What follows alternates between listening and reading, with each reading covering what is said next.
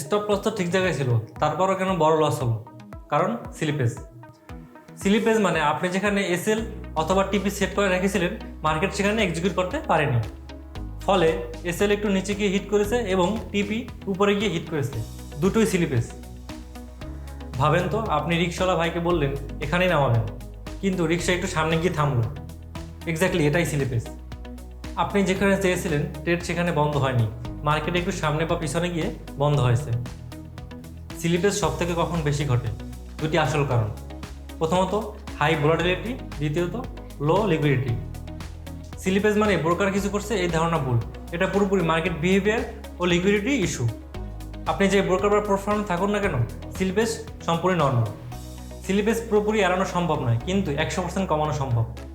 News time avoid করুন, limit order ব্যবহার করুন, স্টপ লস খুব টাইট রাখবেন না, পিক ভোলাটিলিটি অ্যাভয়েড করুন, স্মল লট সাইজ ইউজ করুন, big lot size, big exposure, big slippage. Trade smart, stay consistent, that's the real way to win we master trade.